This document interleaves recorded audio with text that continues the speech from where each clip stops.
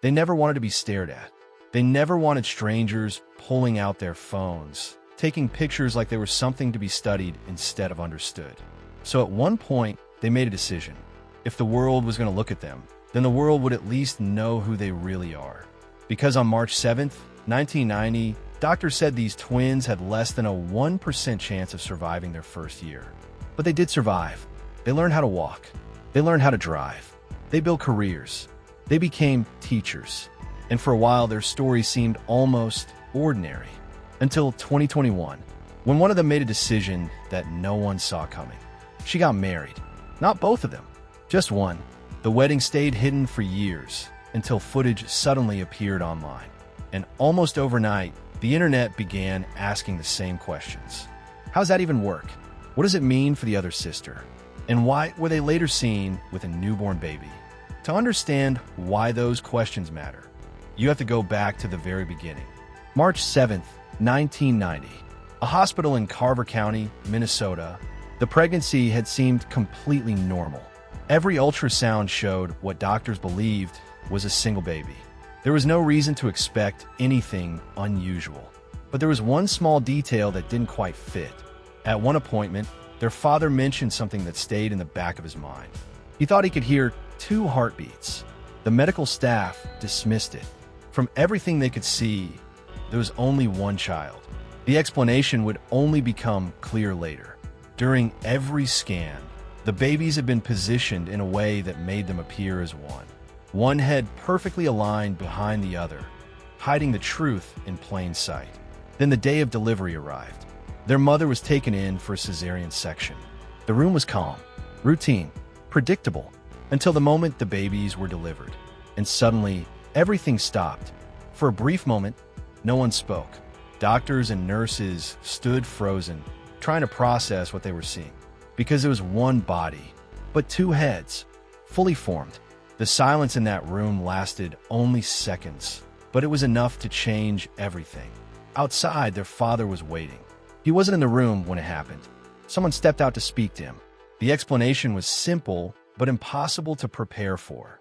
Your daughters have 1 body and 2 heads. Inside the operating room, their mother was still coming out of sedation. She hadn't fully understood what had happened yet.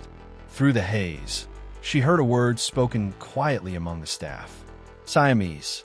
Confused, disoriented, trying to make sense of it, she asked a question that would later be remembered for how surreal the moment felt. She asked if she had given birth to cats. The doctors quickly realized just how rare the situation was. The twins were what medicine calls dicephalic parapagus twins. 2 heads connected to a single body.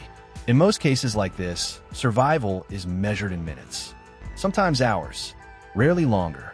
The doctors were honest with the parents. They explained that the chances of the girls surviving even a single night were extremely low. And then they presented the only other option, separation. But the truth behind that option was devastating. The twins shared too much. 1 circulatory system, 1 liver, critical organs that could not simply be divided. Separating them wouldn't save both.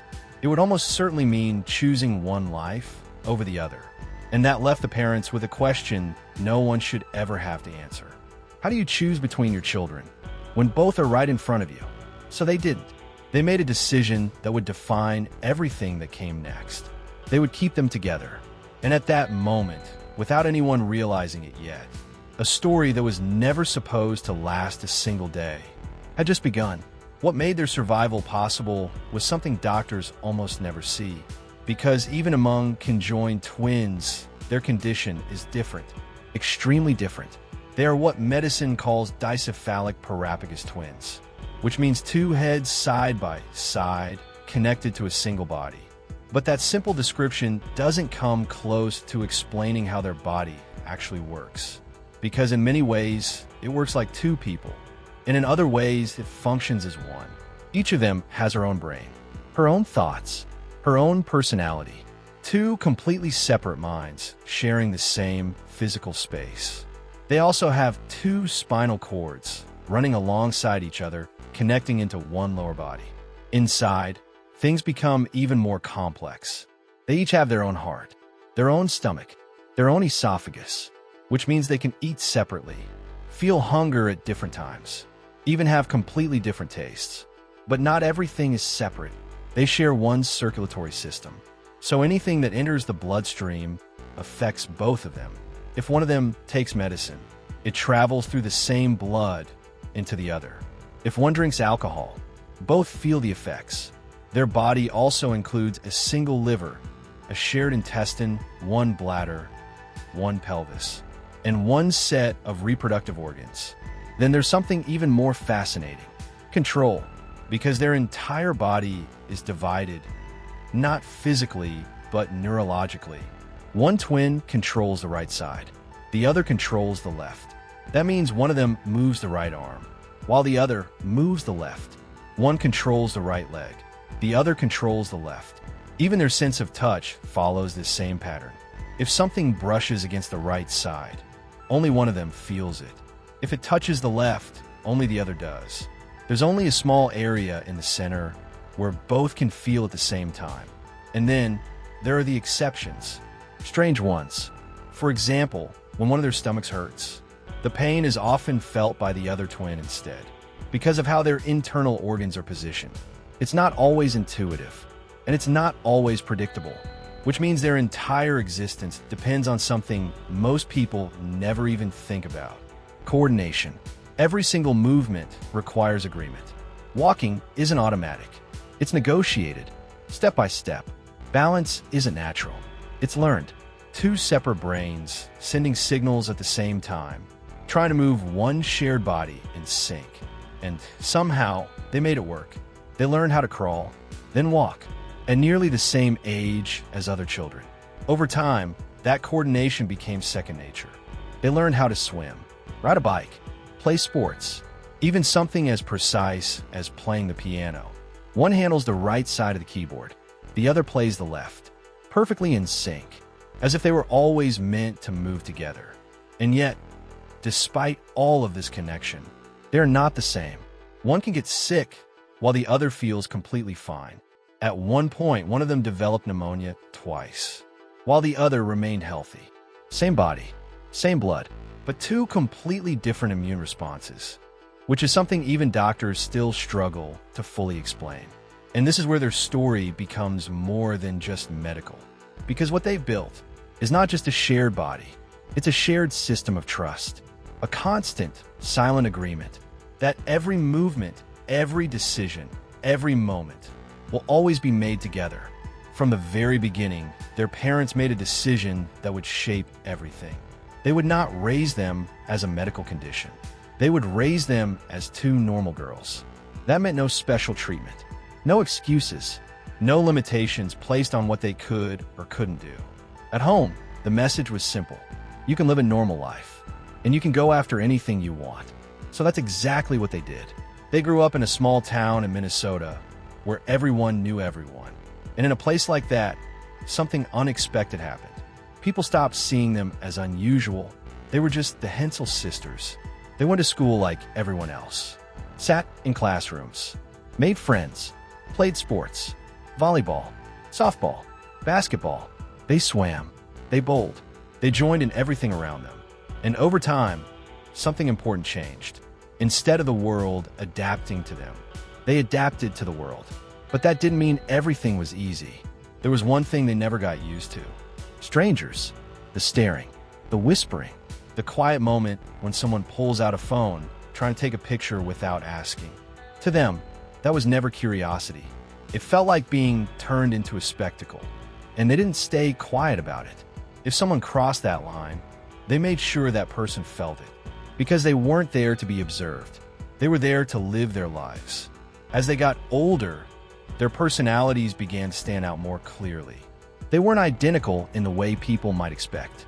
One of them is more outspoken, more direct. The other quieter, more reflective. They like different things. They feel things differently. One might be warm, while the other feels cold. One enjoys staying in, the other prefers going out. Even their fears don't match. One is afraid of heights, the other loves theme parks. And yet every decision still has to be shared. So they learned how to navigate that. As children, they would flip a coin to settle disagreements. Simple, quick, fair. But as they grew older, that system evolved. Now it's negotiation, compromise. One might agree to something today, if the other agrees to something tomorrow. A constant back and forth, a balance that never really stops. Even the way they speak reflects that. When they agree, they say I, as if they are one person. But when they don't, they use their names. A subtle shift that reveals something deeper. Two identities, living inside one shared life, and somehow making it work. One of the biggest tests of that coordination came when they turned 16. Driving. For most people, it's simple. You sit behind the wheel and go. But for them, it meant proving something much bigger. The state required both of them to pass the test. Individually, written exams, driving exams, 2 separate licenses. So they did exactly that. They passed. Both of them. But driving wasn't just about passing a test. It was about control, real-time coordination. Because behind the wheel, each of them has a role. One controls the gas pedal, the brake, the physical movement of speed. The other handles the turn signals, the lights, and both of them steer together. Every turn, every stop, every decision on the road happens through silent communication. No delay, no hesitation, just instinct, built over a lifetime of learning how to move as one. And somehow, what seems impossible to everyone else becomes just another part of their normal life. For most of their childhood, their world was small, familiar, and relatively private. But that changed almost overnight. In the mid-1990s, their story began to spread beyond their town, first through magazines, then television, and eventually across the entire country. What started as curiosity quickly turned into national attention. They appeared in major publications, featured not just as a medical rarity, but as 2 young girls living a life people couldn't fully understand. Soon after, television followed. They were invited on talk shows, where audiences saw something they didn't expect, not just a rare condition, but personality, humor, and confidence. They spoke about simple things, favorite movies, school, daily routines. And that contrast made people connect with them. They weren't just a headline anymore, they were relatable. As the years went on, documentaries continued to revisit their story. Each appearance added another layer, showing how they were growing, adapting, and moving forward. Eventually, this led to a major turning point, their own television series. The show followed their lives as young adults, capturing moments that felt both ordinary and extraordinary at the same time. Graduation, travel, friendships, new experiences, all unfolding in front of an audience that was still trying to understand how their world worked. But something unexpected happened after that. Instead of leaning further into fame, they stepped away from it, deliberately. While the attention was still there, while the curiosity hadn't faded, they chose privacy. They returned to a quieter life, focusing on building something stable, something normal, away from constant observation. It wasn't about disappearing, it was about control, choosing when to be seen and when not to be. That decision would later make what happened next even more surprising. As they moved into adulthood, their focus shifted towards something more grounded, building a future. Both of them chose the same path, education. They enrolled in college with the goal of becoming teachers, a profession that in many ways reflected who they had become, patient, adaptable, and constantly working in sync. At first, they considered taking different academic directions. One was naturally drawn toward math and science, the other toward language and communication. It made sense, their strengths were different. But the reality of managing 2 separate academic paths within one shared schedule quickly became overwhelming. So they made a practical decision. They stayed together, followed the same program, and moved forward as one unit academically. Even then, their education was handled as if they were completely separate individuals. They received individual grades, completed their own assignments, and took exams independently. Sometimes, physical barriers were placed between them during tests to ensure everything remained fair. Each of them controlled one arm, meaning they could write at the same time, complete different tasks, and be evaluated separately. When they graduated, they didn't receive 1 degree. They received 2. 2 individuals, recognized independently, even while sharing one body. Soon after, they entered the job market. Like any graduates, they applied, interviewed, and faced competition. In some cases, hundreds of applicants were considered for a single position. But they stood out immediately, not just because of their uniqueness, but because of how effectively they worked together. They were eventually hired as teachers. In the classroom, their dynamic became a strength. One could lead the lesson, explaining concepts clearly, while the other observed, monitored students, and stepped in to help when needed. It created a balance that most classrooms don't have. Two perspectives, two teaching styles, operating at the same time. But even here, their situation raised questions. Despite having 2 degrees, 2 licenses, and 2 professional identities, they received a single salary. From an institutional perspective, they were filling one role. But from their perspective, they were contributing more than one individual typically could. It became another example of the central tension in their lives. Legally, they are 2 people. Physically, they are one, and the world around them is constantly trying to decide which of those matters more.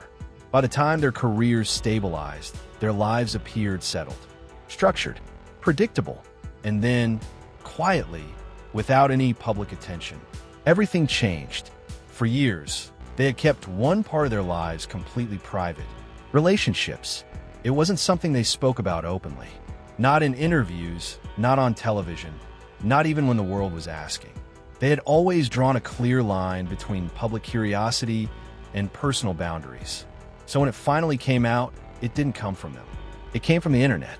In 2024, public records revealed something no one had expected. One of them had been married. For years, the wedding had taken place quietly back in 2021. A small ceremony, private, almost invisible to the outside world. No media coverage, no announcements, no public attention. Just a decision made in their own time, on their own terms. And for a while, it stayed that way. Until someone found it. Footage began to surface online. Clips from the ceremony, moments from the celebration. A first dance that quickly spread across social media before disappearing just as fast. But by then it was too late. The story was out, and the reaction was immediate. Because this wasn't just a wedding. It raised questions people didn't know how to answer. Only one of them had gotten married. Legally, it made sense. One individual entering a union with another. But visually, physically, emotionally, it felt more complicated than that. The internet didn't hold back. People began asking the same things over and over again. How does that work? What does it mean for the other sister? Where do you draw the line between one life and 2? Some approached it with curiosity, others with confusion, and many with judgment. The conversation spread across platforms, turning into debates about identity, consent, relationships, and boundaries. And at the center of all of it, they remained mostly silent. Not because they didn't have answers, but because they had never felt the need to explain their private life to the world. Eventually, they responded briefly, indirectly. Not with a long explanation, but with a message. A reminder that people like them have always existed, that their lives are not a spectacle, and that watching from a distance doesn't make anyone entitled to understand everything. But even after that, the questions didn't stop, because the story didn't end with the wedding. It only became more complicated. Not long after the marriage became public, something else caught attention. This time, not through records, but through images. They were seen outside, going about their day, when photographers noticed something unusual. A car seat, a newborn baby. At first, it seemed like a coincidence. But then it happened again. Another sighting, another moment. And suddenly, the internet had a new question. Whose child is it? Is the baby theirs? Is it part of their family in another way? No one knew. And this time, there were no answers at all. No confirmation, no explanation. Just silence. The speculation grew quickly, spreading across social media, turning into theories, assumptions, and endless discussion. But from their side, nothing changed. They continued living their lives, quietly, choosing once again what to share and what to keep for themselves. And in that silence, the mystery only deepened. As the public tried to make sense of their personal life, a deeper and more complex question began to surface, one that goes beyond relationships and into the structure of society itself. How do you define identity when two individuals share one body? Legally, the answer is clear. They are recognized as two completely separate people. Each of them has her own documents, her own rights, her own legal existence. Two birth certificates, two passports, two licenses, two votes. But in practice, that clarity starts to blur. Take something as simple as driving. Both of them are required to pass separate tests, and both are legally licensed. Yet when their photo appears on an ID, it shows two heads because there is no way to separate one from the other in a physical sense. The law recognizes them individually, but the world sees them as one. That contradiction becomes even more complicated when you begin to imagine edge cases. Legal experts have debated scenarios that have no clear answers. What happens if one person commits a crime? How do you assign responsibility without affecting the other? Punishing one would inevitably punish both, which challenges the very foundation of individual justice. These are not just theoretical questions. They reveal how limited existing systems are when faced with something they were never designed to handle. Even in everyday life, this tension continues to appear. Their professional situation is a perfect example. Two qualified individuals, two teaching licenses, two contracts, yet one shared role and one paycheck. From an institutional perspective, it is practical. From a human perspective, it raises questions about fairness, value, and how contribution is measured. What their life exposes is a gap between how systems are built and how reality sometimes exists. The law depends on clear boundaries, one body, one identity. But in their case, those boundaries don't exist in the usual way. And so, every situation becomes a negotiation between what is defined and what is real. Beyond the legal questions, the public debates, and the constant curiosity, there's a much simpler reality that often gets overlooked. Their everyday life, not the headlines, not the theories, just the quiet, continuous experience of living together every moment of every day. Because while they share a body, they do not share a personality. One of them tends to be more expressive, more direct in the way she communicates. The other is more reserved, more thoughtful, often taking time before speaking. These differences shape how they move through the world, how they respond to situations, how they make decisions. Even physically, they experience life differently. One might feel warm while the other feels cold. One can drink coffee and feel almost nothing, while the other's heart rate rises noticeably. They get hungry at different times, prefer different foods, and choose different styles when it comes to clothing. Small details, but together they paint a picture that is far more complex than people expect. And yet, every choice still has to be shared. What to wear, where to go, what to eat, how to spend their time. None of it happens independently. It all requires agreement. Over the years, they've developed a system that allows them to navigate that constant negotiation. Sometimes it's compromise, sometimes it's taking turns, and sometimes it's simply understanding what matters more to the other person in that moment. Their communication reflects that balance. When they're aligned, they often speak as one, using instead of separating themselves. But when they disagree, the distinction becomes clear. They refer to each other individually, signaling that even within one shared body, there are still two distinct voices. What they've built is not just coordination. It's a kind of partnership that most people will never experience. A constant awareness of another perspective, another preference, another presence that is always there. Not occasionally, not situationally, but permanently. And maybe that is the part of their story that matters most. Not the medical rarity, not the public attention, not even the questions that continue to follow them, but the fact that despite everything that makes their life different, they have created something that feels, in its own way, completely normal. Two minds, moving through the world together, not perfectly, not always easily, but consistently, finding balance, building understanding, and shaping a life that doesn't fit into simple definitions. A life that continues, quietly, beyond the questions. And maybe that's why their story continues to draw attention. Not because people fully understand it, but because they don't. Because it challenges something very basic, something most of us never question. What it means to be an individual. What it means to live a life that belongs only to you. In their case, that line doesn't exist in the way we expect. Every decision is shared. Every moment is experienced together. Every step forward happens in sync. And yet, there's still two people with different thoughts, different preferences, different ways of seeing the world, living a life that constantly asks for compromise and somehow turning that into balance. The world may continue to watch, to question, to debate, but for them, life was never about explaining everything. It was about living it on their own terms, together.